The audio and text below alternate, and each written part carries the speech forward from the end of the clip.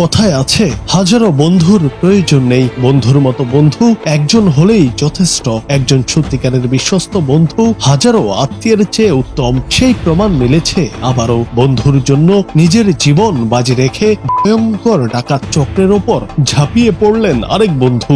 একবারও ভাবলেন না নিজের জীবনের কথা। এমন ঘটনা ঘটেছে রূপগঞ্জ থানার ভুলতা গাউছিয়া রোডে।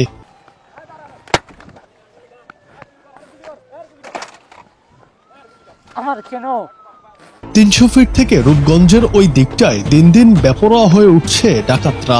যখন তখন প্রকাশ্যে ঘটাচ্ছে ডাকাতির মতো ঘটনা। এদের নিয়ন্ত্রণে আনতে পারছে না প্রশাসনও, যার ফলে বুক ফুলিয়ে একের পর এক প্রকাশ্যে ডাকাতির ঘটনা ঘটাচ্ছে। গতকাল রূপগঞ্জে ডাকাতের কবলে পড়া বাইকারদের ঘটনা তারই প্রমাণ। ঘটনার সময়ের একটি ভিডিও ইতিমধ্যে ছড়িয়ে পড়েছে সারা দেশে, জানিয়ে শুরু হয়েছে তোলপাড়।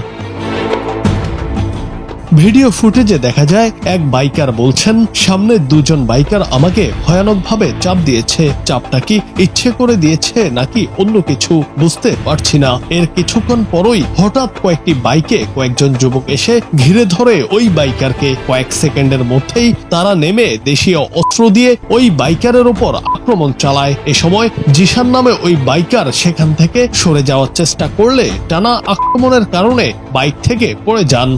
আমাদের সামনে যে দুইজন আছে ওদের কাহিনীটা আসলে বুঝতেছি না। ও হচ্ছে আমার এমন ভাবে চাপ দিছে যা বলার বাহিরে। কি চাপটা কি ইচ্ছা করেই দিল নাকি অন্য কিছু তাও জানি না। এটা কি ভাই? এ ভাই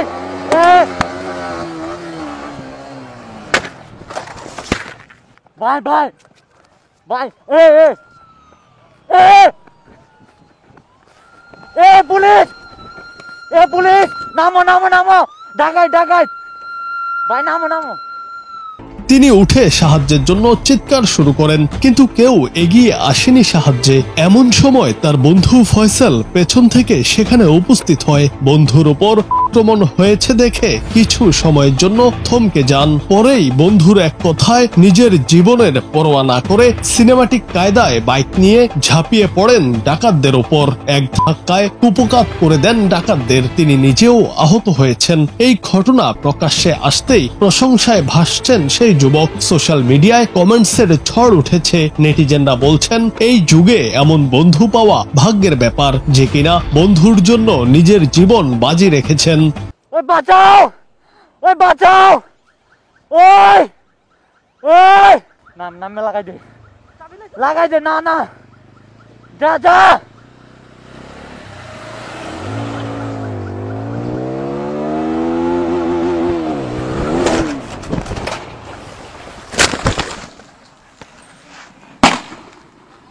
ডাকাতের আক্রমণে তারা মারাত্মকভাবে আহত হলেও শেষ পর্যন্ত প্রাণে বেঁচে যান। তবে জিশান নামে কুমিল্লার ওই বাইকার তার এক পোস্টে অভিযোগ করেছেন, তার বাইক ও মোবাইল ডাকাতরা নিয়ে গেছে। সেগুলো উদ্ধারে তিনি প্রশাসনের সাহায্য চেয়েছেন। জিশান আরো জানান, তারা মারাত্মকভাবে আহত হয়ে সাহায্য চাইলেও তাদের বিপদে এগিয়ে আসেনি কেউ। সবশেষে এক ট্রাক ড্রাইভার ও হেল্পারের সহযোগিতায় পুলিশকে ফোন দিয়ে রক্ষা পান তারা। অবশেষে তাদের হাসপাতালে নিয়ে যাওয়া হয়। এই ঘটনার পর দেশের নিরাপত্তা ব্যবস্থা নিয়ে নতুন করে প্রশ্ন উঠছে। নেটিজেনরা বলছেন, এমন ভয়ঙ্কর ডাকাত চক্রকে দ্রুত দমন না করলে পরিস্থিতি দিন দিন আরো ভয়াবহ হয়ে উঠবে। জুনায়েদ আহমেদ, বাংলা টিভি।